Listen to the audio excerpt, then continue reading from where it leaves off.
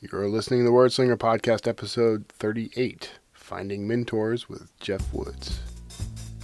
If you would like to support this program, or any of Kevin Tomlinson's work, then we invite you to become a reader. Find fiction you will love at kevintomlinson.com/books.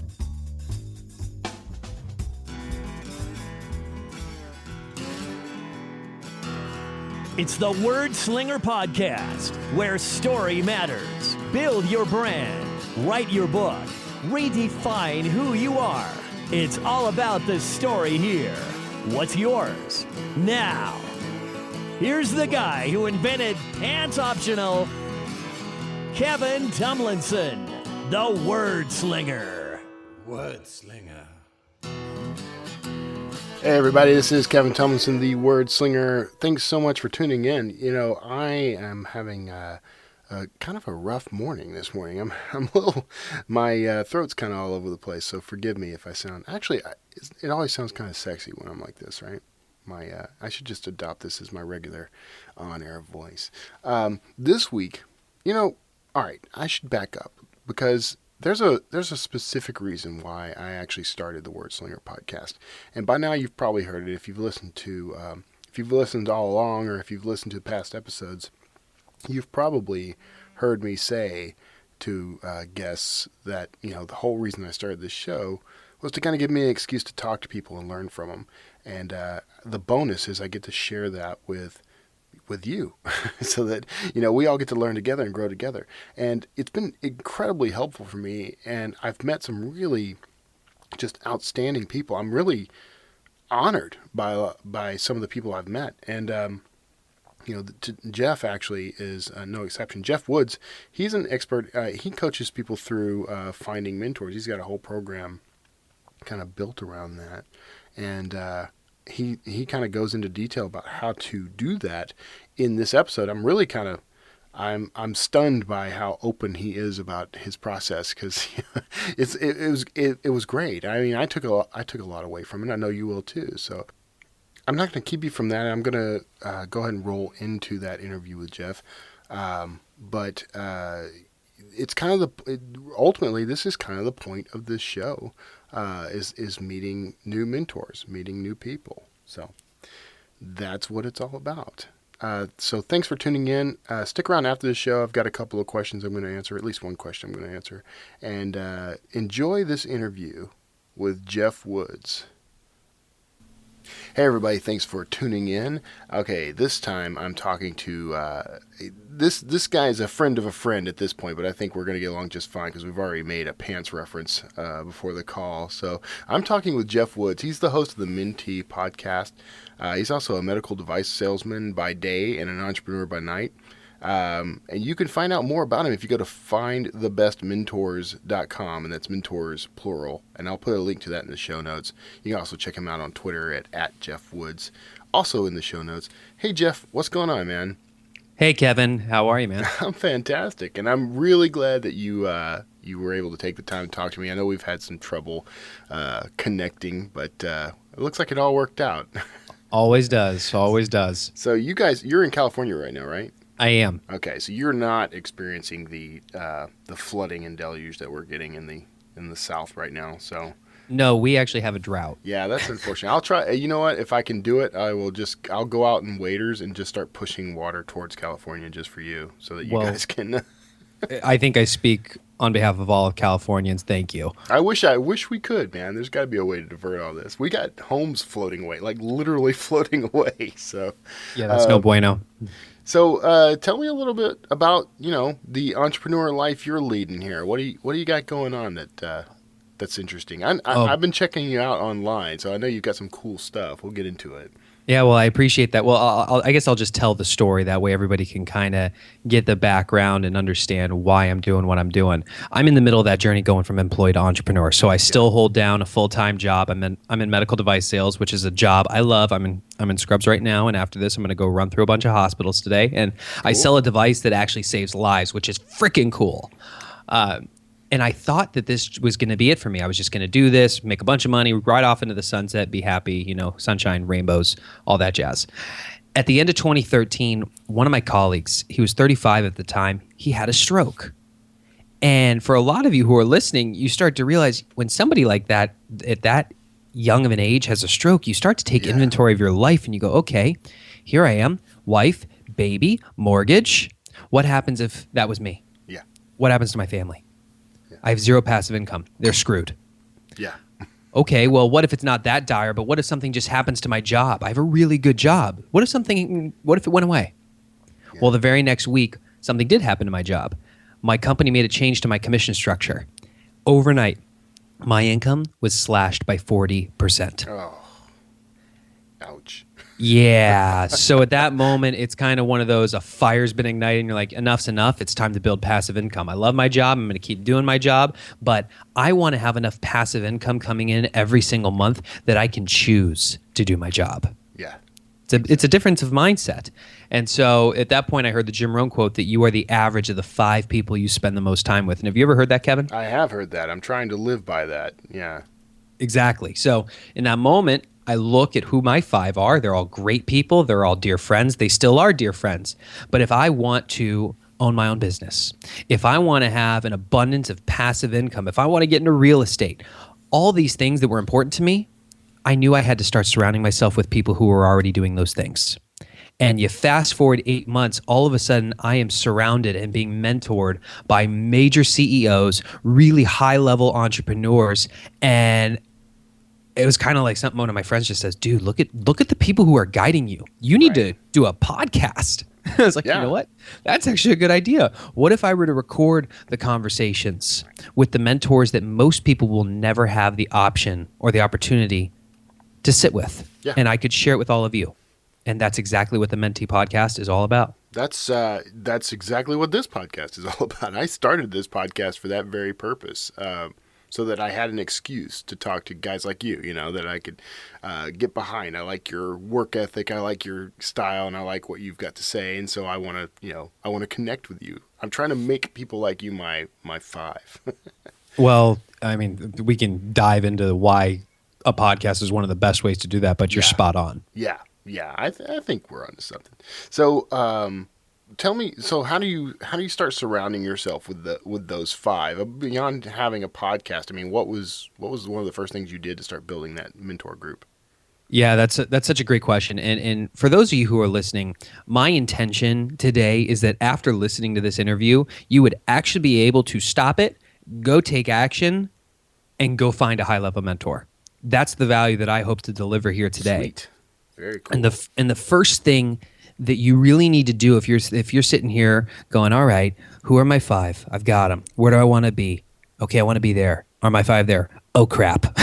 Because that's what happened to me. Yeah. All right, we're all in agreement. You need to upgrade your 5. Yes. First thing you need to do is realize that a mentor can serve you best in their area of expertise, right? One of my friends, Geoff Hoffman, he was on the founding team of Priceline.com, and he was telling me this story about this professional golfer. And he was talking about he wanted to get better. He wanted to win the tournaments, and so he really needed to focus on his golf swing. Yeah. And he goes to his other buddies who are pros as well, and he's asking for their counsel. What adjustments should I make? And they're saying, no, try this, try that. And no matter what advice they're giving him, it's not working. Yeah. Here's the problem: the pros he was asking, they're professional baseball players. Okay. Seek counsel from those who are doing what you want to be doing. So I'm not going to go to a really successful real estate investor and ask him or her for counsel on how I should grow as a professional speaker. Right. Makes sense? So whatever you want, step 1, you've got to find mentors who that's their specialty. We on the same page? Yeah, that's Perfect. Exactly right. Yeah. Okay, cool. So that's just to set the background. So the first thing you need to do is get clarity on what it is that you want. And Kevin, can we use you as a live example and role play this for everyone? Let's cool. do it, yeah. What is the biggest thing that you're working on right now that you need the most help with? Rocketing book sales. Okay. Can you share with me what's your specific goal? Like what would you like to have happen? My specific goal right now is to hit 128 book sales a day, which would put my wife and I in the exact income bracket we need to travel full time. Perfect. And if you had to imagine the ideal mentor or person who could help you get there, describe them to me. Wow. Should I name them? Should I name somebody? If it's someone that's specific, or give me the idea of a person. Well, and someone along the lines of like a Hugh Howey or somebody who's had like rock star success, doing exactly what I'm doing. That would be Okay. So Kevin has incredible clarity on what it is that he wants. He needs help growing his book sales to 128 books a day, and he's looking to surround himself with people who can help him get there. Guys like Hugh Howey, right? Yeah, exactly. So this works both ways, whether it's just a general concept of a person, like I need somebody who's an expert in increasing book sales, or it can be I am looking to connect with this specific person. All right, so we've got that clarity. And for you who are listening, ask yourself, what is the big thing you're working on right now that you need the most help with? Get very specific. What is it? And if there were to be an ideal person to help you, describe them. Once you have that clarity, you get to go to the next step, which is to talk about it. Okay. And when I say talk about it, I mean consistently. So Kevin, how many times a day do you hop on the phone with a friend or a person and the conversation starts like, hey man, what's up? Not much. What's up with you? Or what's new? What's going on? Not much. Yeah. That is a wasted opportunity, and we all do it. I still do it, and I freaking coach on this stuff, but I don't do it as much as I used to. Full transparency. That's a missed opportunity. Yeah. So what I'm asking you to do is make a subtle shift. If Kevin and I were to get on the phone and I'd say, hey, Kevin, what's up? He would simply say, you know what, Geoff? A lot lately. Book sales have been going great. I'm trying to get it to 128 books a day, and I'm looking to surround myself with guys like Hugh Howey, the guys who could really help me get there. What's going on with you? And what does someone say to that once they've had that data dump? I don't know where they go from there. So really, there's four things that could happen here. Number one, that person you're talking to is that person you're looking for. They are Hugh Howey. You just didn't know it. He was wearing a dress and a big hat. Yes. You didn't recognize him. Or they are someone who could coach you in that area and you just didn't know. Well, let's say that's not the case. You just shared that with me. I am not the guy who can help you there. Sorry, man. I may know someone, and if I did know someone, I would consider making that connection.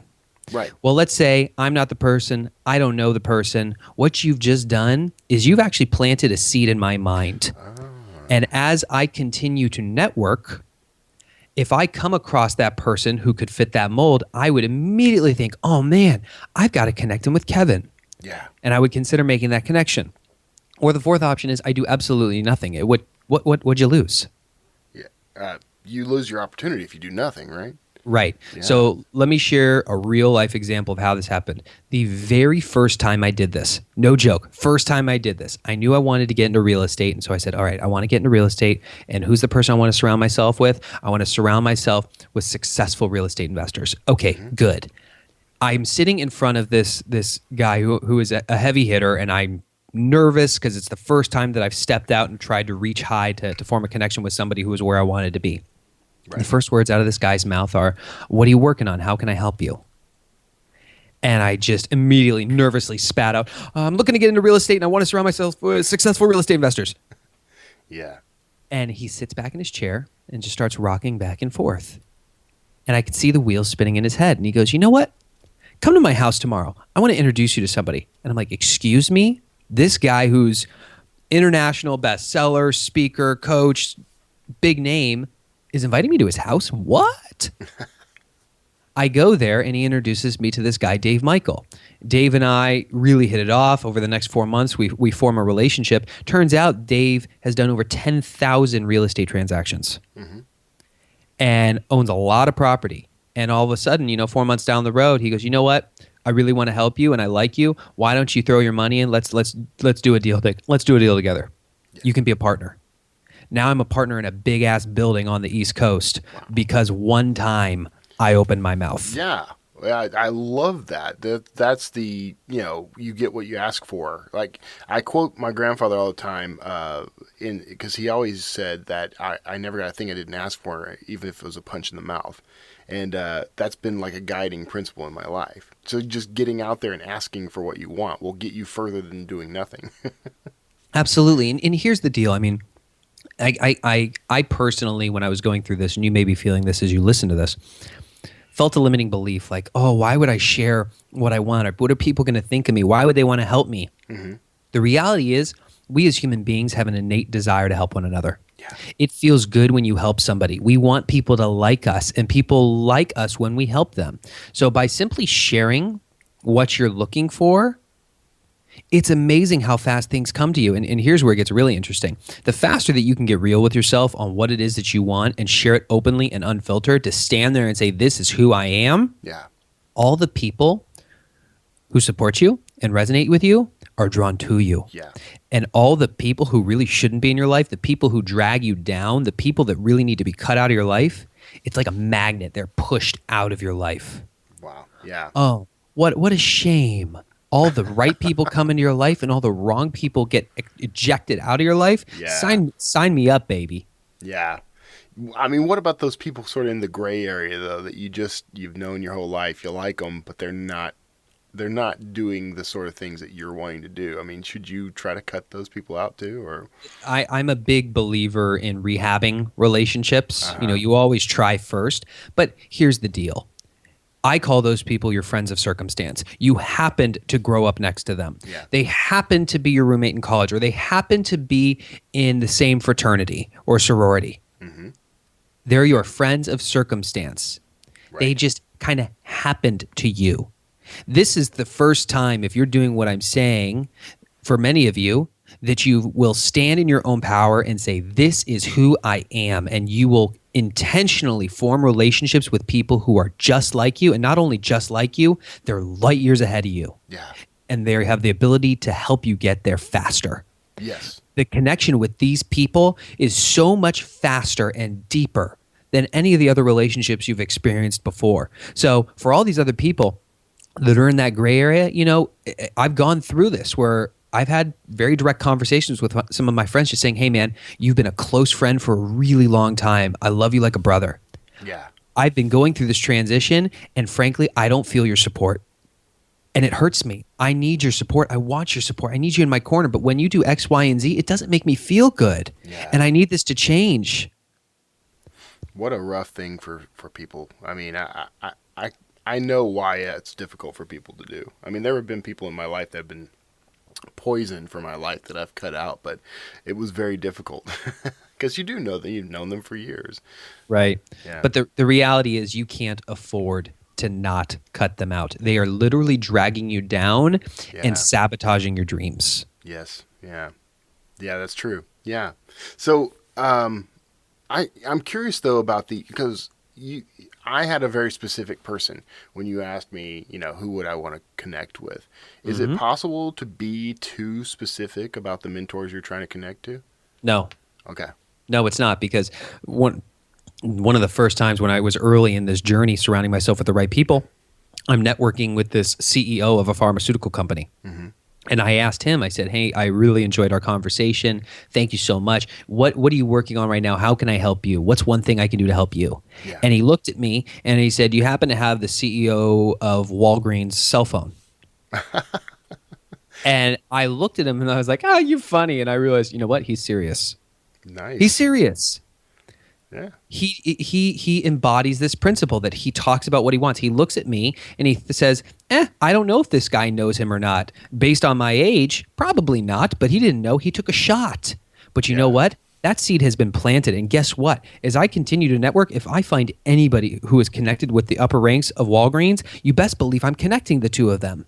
Yeah, exactly. And what's interesting about that sort of thing is that, you know, as I go through my daily life, as I've had conversations with people, you become tuned in to certain things that you may not have noticed before. So I may not know the CEO of Walgreens, but I may come across his name in conversation somehow, you know. So then you start making relationships so that you can help that person out. That's right.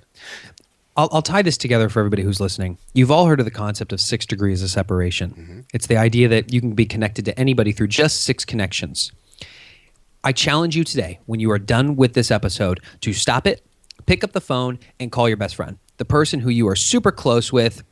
And I want you to intentionally say, hey, friend, what's up? They're going to say, not much, what's up with you? Yeah. And at that point, I want you to share what you're looking for. And you might be thinking to yourself, why would I tell them that I'm looking for this? I know they can't help me. Don't look at it like that. Look at them as 1 degree. They are 1 degree from you, and you need to start tapping into your degrees, because as soon as you do this, all of a sudden you get connected to another person who is that much closer, and that person you form a relationship with, all of a sudden your degrees have shortened. Yes. Yeah. You get to the point where all of a sudden you are 1, 2, maybe 3 degrees from just about anybody. And that's when things get really, really exciting. So should you ask, I have a habit on the show. You'll get an email like this eventually. People who come on the show, I ask them to feel free to introduce me to, or actually, I don't ask them feel free. I say, can you introduce me to someone who would be a good guest on the show? I mean, do you think, is that sort of the right tack? Is that the right idea? Absolutely. Sweet. Absolutely. I like when I get it right. Always, yeah. And here's the deal. What the most successful people that I run with, I see common themes. They all know their ask. They all know what they're looking for. If you were to ever say to them, what can I do to help you? It is very specific, and it is rattled off the tongue very quickly. Yeah. There's no thought behind it. They know it, and they are fearless about sharing it. And I really believe that's why they are where they are, because they allow people to give to them. They are okay with receiving. Make sense? Yeah. Yeah, exactly. Yeah. Cool. Yeah, and they're keeping themselves open to, I mean, in everyday conversation. I hadn't really thought about it like this, so I'm glad you're saying this. It makes me want to hang up and go to Starbucks and just start talking to people.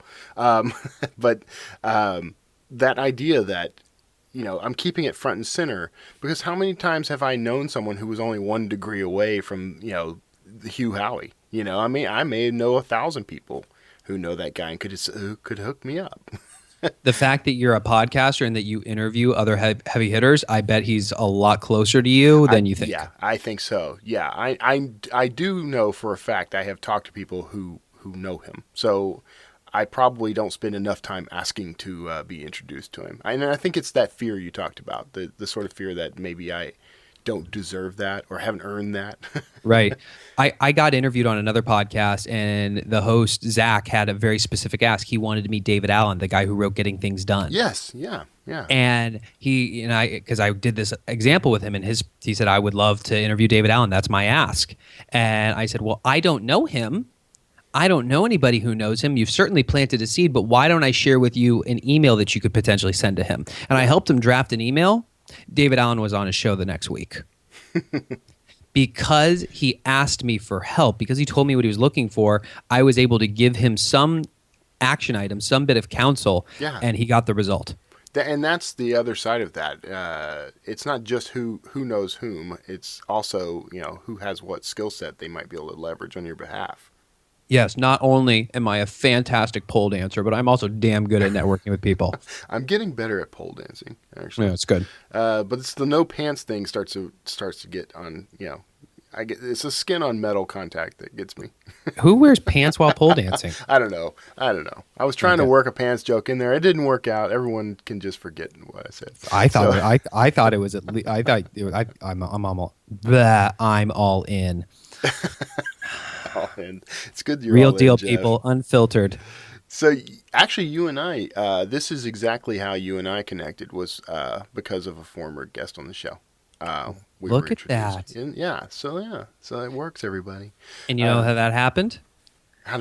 Because somebody else who interviewed me said, Geoff, what do you need help with? And I said, I'm always looking to spread the message and get interviewed on other podcasts. And they said, do you know Kevin? And I said, do I know Kevin? He's the guy who doesn't wear any pants. There you go. I'm actually having that put on my business card soon. I don't know why it's not there already. It would make you memorable. So, all right. So we're I think we're well established. Like, we know. Go ask. Talk about this a lot. Was there a step beyond that? Of course there is. All right. I'm just trying to segue back into. Yeah, and that's good, because it is for anybody who, if you were to stop the recording now, you go, okay, now I know how to tap into my existing network. Yeah. But what do I do once I am in front of Hugh Howey? Yeah. What do I do once I am in front of the founder of the Make-A-Wish Foundation or the executive vice president for Tony Robbins? Yeah. What do I do? Be more interested than interesting. Ah. I'll say that again. Be more interested than interesting. You have to be more interested in them than trying to get them to think that you are interesting. Yeah. But something happens. When you're interested in others, when you show a genuine interest in other people, they think you're interesting. Yeah.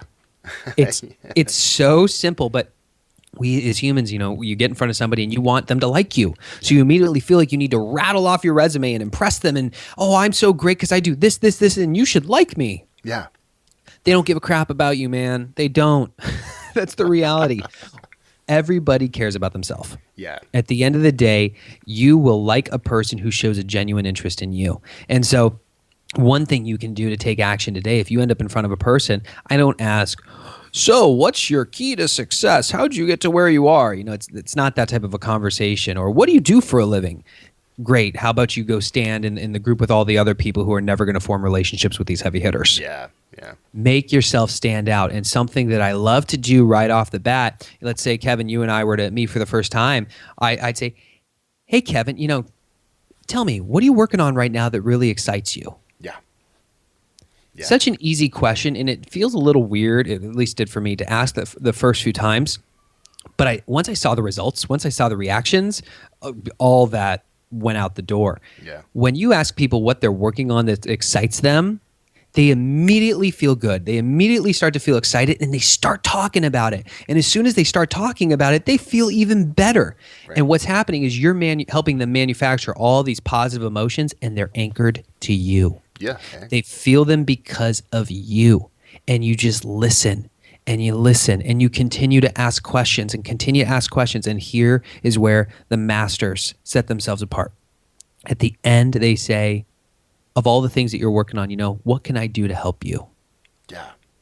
Has anybody ever done this to you, Kevin? Well, I've had people ask me what they could do to help me. Yeah.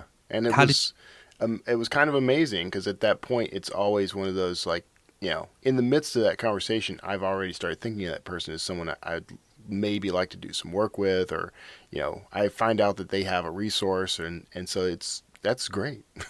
When they ask, it's an invitation. Just imagine you're in front of a person and they are just so interested in you and they're getting you all excited. They haven't asked for a single thing. They haven't even talked about themselves. Yeah. And all of a sudden, at the end, they're trying to find a way to help you. Yeah. What are you thinking about that person?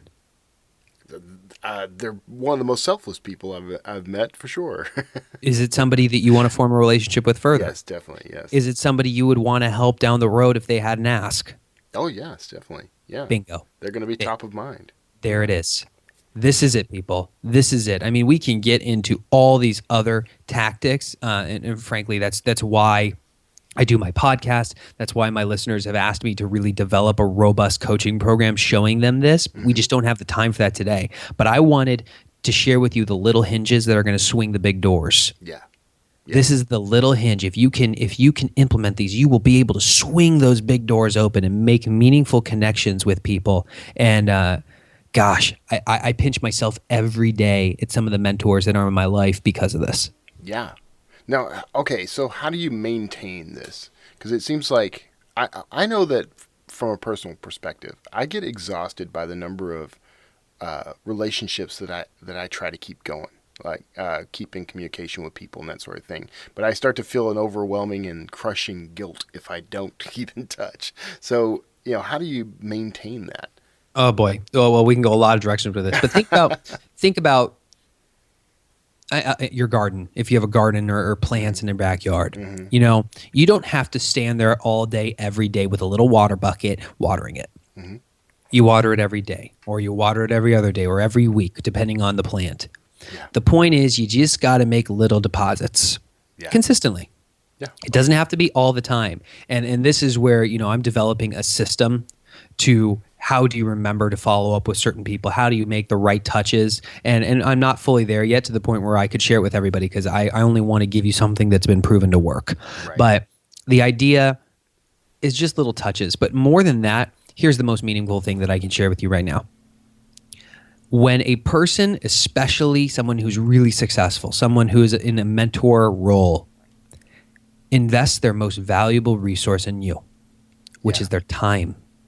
And trust me, you ask any of the most successful people in this world what their most valuable resource is, they will tell you it's their time. Yeah. When they actually invest their time in you, they want to see a return. You invest in money in the stock market, you want to see a return. You invest in real estate, you want to see a return. How do they get a return when they invest time in you? By you showing them results. Yeah. All these people want to leave a legacy. All these people want to pay it forward because guess what? They all had mentors. Right. Yeah. So if they're investing in you, they want to see you take action, and then they want you to share with them the results. And this is what it is. A real live example. I sit down with one of my mentors, Dave Meltzer. You ever see the movie Jerry Maguire? Yes. Yeah. He was the CEO of that sports agency. It was the largest sports agency in the world, just to give you an idea of who this guy is. And I don't share it with you to brag. I share it with you just to give a concept of what is possible, the people you can surround yourself with if you apply these principles. Yeah. I'm sitting down with Dave, and I'm talking about how things aren't going well in my life, blah, blah, blah, blah, blah. And he basically takes out a massive 2x4 and smacks me across the head with it, hypothetically. You get it? Yeah. And says, dude, you need to get out of your own way. You need to drop your ego. This is all you. This is all the way that you are looking at it. You need to change the way you look at things so the things you look at can change. And then he offered me a new way to look at the situation. And so I left our meeting, and I went and I took action for a solid week with this new perspective. Yeah. And I made an intention to send him a text and say, can you chat real quick? And we got on the phone, and I said, hey, I want you to know last week when you told me to drop my ego and get out of my own way, this is what I did. I did X, Y, and Z, and these were the results that I saw. Yeah. It worked. And thank you so much, because I would have kept going down this path, and I just want you to know how grateful I am for you. That's fantastic. I love that, because it comes from a place of gratitude. And it is that touch point to let people, to kind of keep that relationship going. So that's fantastic. Yeah. Mm-hmm. Great advice. That's what these mentors want. And I can share this for the people that I now mentor. Nothing is more rewarding than when I give somebody some counsel, they take action, they get the results, and they share it with me. Yeah. I can feel their excitement. And here's what's even better. After I get that feedback, I want to help them more. Yeah. Yeah. I want to do it again. It's amazing how that works. It just energizes you to know That's that right. you had an impact. You put money in the stock market, you make a lot of money. Guess what? You're putting it right back in. That's exactly right. Yeah. Keep That's it rolling, exactly baby. right. I love that. And it's that return that makes it worth it. I know that, I've had author clients, for example. Like I have people contact me and I do coaching. And the people who go and put what I tell them into practice and really start seeing a benefit from it, they come back excited, and then we get to work together again and again. But it's those people who are like, yeah, I didn't get to it. I'm sorry. They're a drain. Like I don't want to talk to them because they're not putting that energy into it, I guess. Oh, I'm so glad you're bringing this up. All right, I'm gonna nail this one home for you listeners. I asked Dave, remember the guy who ran the sports agency. Mm-hmm. This guy speaks all over the world. He runs a multi-million dollar business. He writes 3 books a year. He mentors me every week. I mean, the guy has so much on his plate, and every time he speaks, he will stay after and talk to every single person who wants to talk to them, and he offers to help every single one of them. Yeah. He is so abundant with his time. But I ask him, I go, Dave, you've only got 24 hours in the day. How do you decide who you're actually going to invest in? And he said, I look for the people who have bloody knuckles. I said, bloody knuckles? What do you mean? He said, those people whose knuckles are bloody because they have been hitting the ceiling of their potential for so long, just trying to break through the other side, that their knuckles are just beaten up, raw, and bloody. Mm-hmm. I said, okay, great image. Thanks, Dave. How can you tell who has the bloody knuckles? And he said, every single time I offer to help somebody, I give them a task. It could be, bring me your right shoe tomorrow. It could be, meet me at 6:33 on Saturday morning for coffee. Send me your business plan. Something simple. Yeah. 99% of them fall off. I was going to say, I bet it's a high number. 99% of them fall off. Why would I'm talking as though I'm Dave, why would I invest my most valuable resource, my time, in somebody who can't even simply email me their business plan? Yeah. Wow. So just following through is a good, strong indicator. It's an indicator to you as well. I mean, if you get a directive like that, it really tells a lot about putting your money where your mouth is. Really, Mm-hmm. I'll bring it home for you listening right now. I told you at the beginning of this episode, by the end of this, you should be able to press stop and take action. The reality is 99% of you will not do a single thing that we talked about today. You will not hang up and call your best friend and share with them the one thing that you need help with. Yeah.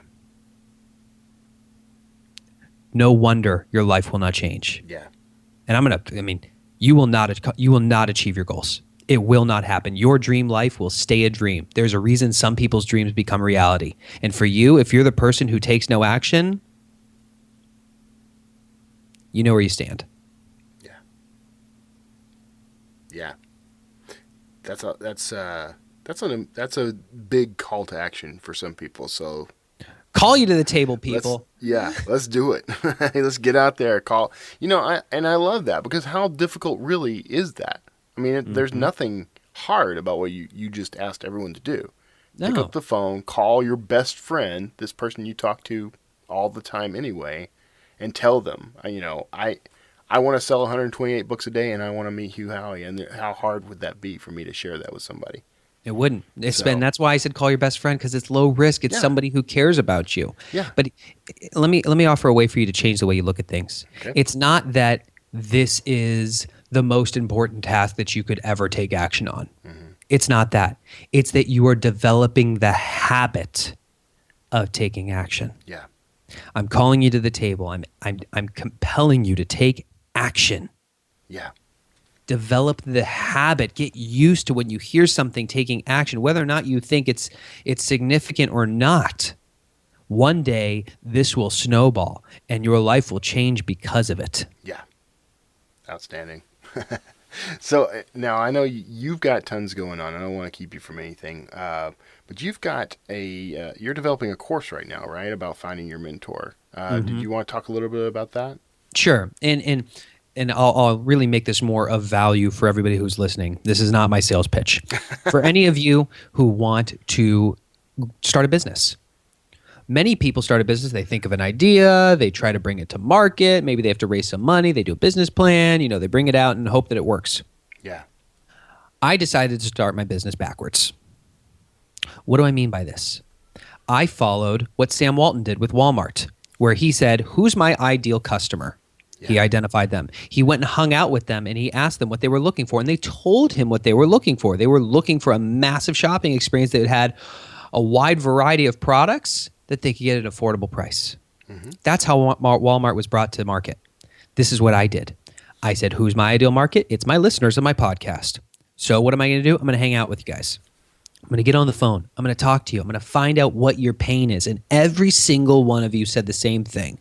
I want to figure out how I can surround myself with heavy hitters like you have. Yeah. I want to learn how to upgrade my 5 because I know I need to, but I just don't know how. And I said, all right, if I were to do this, how would you want to learn it? And they said, I'd love to learn it online where I can go at my own pace, watch videos, get action guides, so on and so forth, and have the option for personal interaction on the back end. Great. What would you want to learn? Well, I'd want to learn about all the mindset and the limiting beliefs that I have. Like, why would a heavy hitter talk to me? Yeah. What could I possibly say to somebody who's light years ahead of me that would make them interested in me?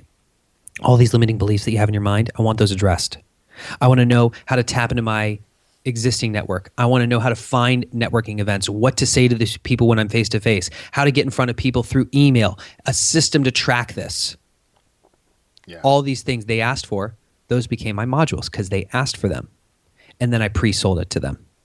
So I have a group of founding members who I work with every week where we have calls. They go through the content and then we have a call and they review it so that we can constantly enhance it so that when we launch this next round in September, it is just light years better than what these founding members are going through. And they're already seeing results. It's awesome. So that's really it. I don't. So I share this with you. If you have an idea or you want to start a business, start with your customer. Yeah. Interview them, find the pain, and then pre-sell it to them. And once you've raised the capital required to bring it to market, then and only then do you bring it to market. And where's the risk in that? Yeah.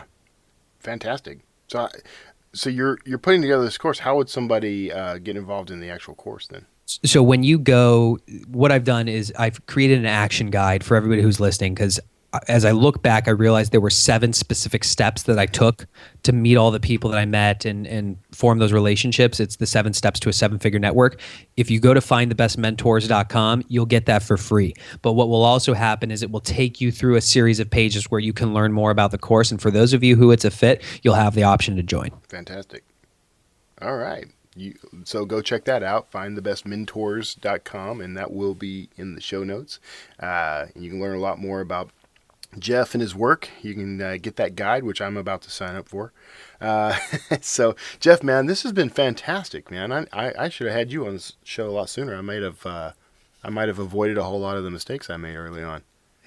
Everything for a reason, Kevin. You've been fantastic to talk to. So, anything else you want to throw out there before we close up, or? You know what? I want, just because I issued such a strong challenge, I'll throw another one out there just to put the cherry on top. For those of you who are in this space where you're saying, you know what, I need to upgrade my personal network. I need to do this, and I'm just not sure how. I need help. I'm willing to get on the phone with you. Sweet. My scheduler, the link is www.menteepodcast.com/call. Mentee, MENTEE, podcast.com/call. And that will give you access to my calendar, and you can book a time for us to connect. And my goal is to help you. Excellent. Here's the deal, though. I know that 99% of you will not take action. I just gave you the keys to the kingdom. Yeah. If you're still listening to this episode clearly resonated with you. Yeah. So let's hope I get a bunch of people who need some help. I'm happy to help you. Let's do it. You heard him. Get out there, do this. Make your call to your friend and talk about what you want, and then get on menteepodcast.com/call to access the calendar and find a time to talk to Geoff. So thanks, man. I really appreciate it. This is fantastic. I'm about to hang up with you and start calling a whole bunch of other people that that I think might be a good fit for my top 5. I'm just going to start calling people just out of the blue. You should. So, do me a favor. Shoot me an email and let me know how it goes. I'd love to hear. I will. Absolutely will. So, all right. Thanks for tuning in, everybody, and stick around for the wrap up, and we will see you next time. Or we'll see you a few seconds later. You know, I don't know why I always sign off from the interviews like that's the last you're going to hear from me for a week. But here we are. We're now the end of the show is where I try to kind of do a little bit of housekeeping now. So you may have noticed that shift. I don't know if you've listened back at old episodes. I'm more or less playing with the format. I'm just trying to get it right. I want to get it right for you guys. And I want to do what's most effective. And this part of the show is where I like to answer some questions. And I have... now, this question did not come through email or through voicemail, but if you'd like to send an email, go to wordslingerpodcast.com. You can click on the contact button. You can send me an email, ask me a question, ask me anything.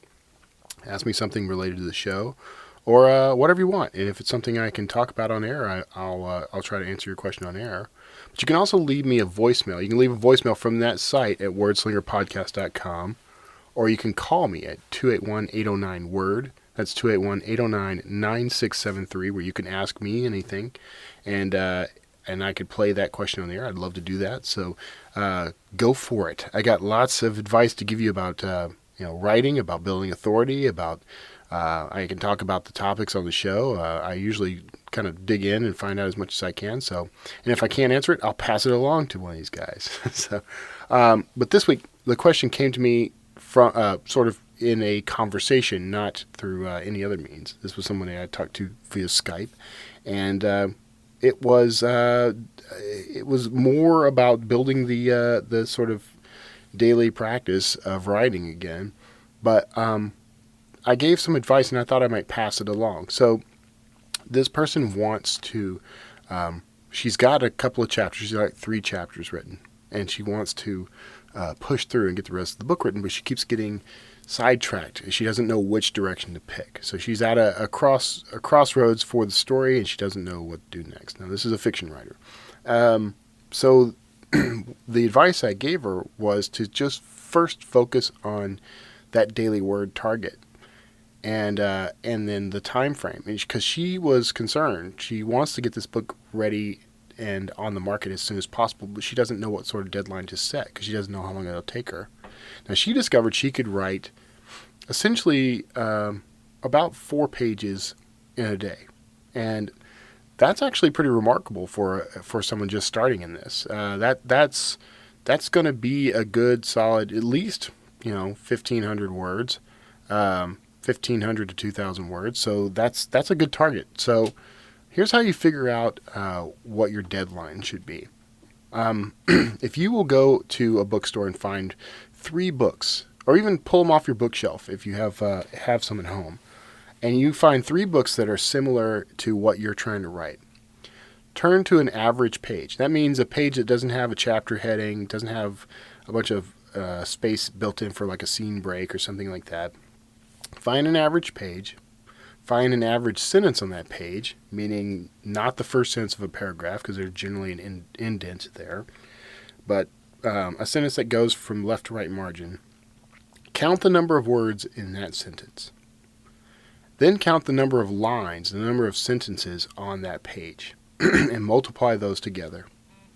And then take the page count and multiply that number by the page count. And that will give you the average number of words for that book. Do that in all 3 of the books that are similar to what you want to write, and then divide that by 3 to get an average.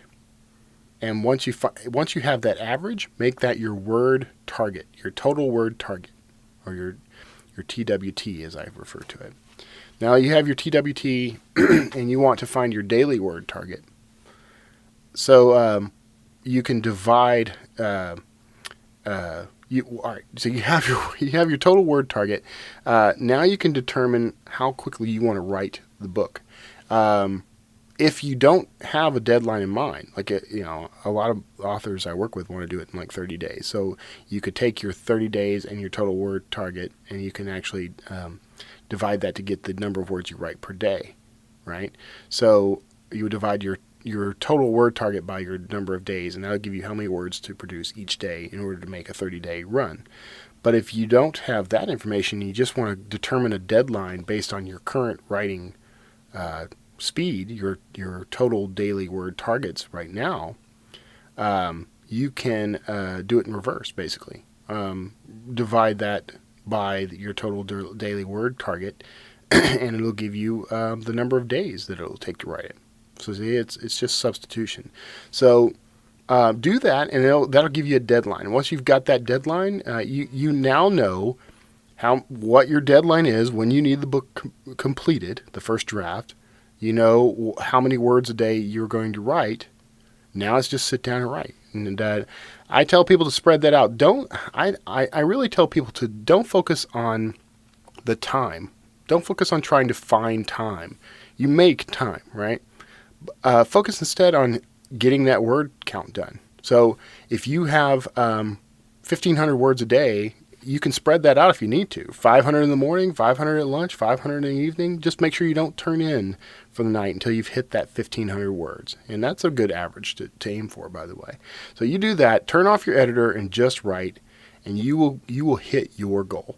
That's a promise. I mean, I do it all the time. My writing partner, Nick Thacker, he does it all the time. This is something you can do. So that's it. That's the tip. I've said that sort of thing before, but just it bears repeating. And it was good advice, and I wanted you to have it. So that's it. So if you have any questions for me on the show, of course, call 281-809-WORD. That's 281-809-9673. Visit me online at thewordslingerpodcast.com. And tune in next week for even more great interviews with some great guests. We'll see you online. And if you want to support the show, please buy my books. Go to kevintomlinson.com/books and pick out what you like. I'll see you next week.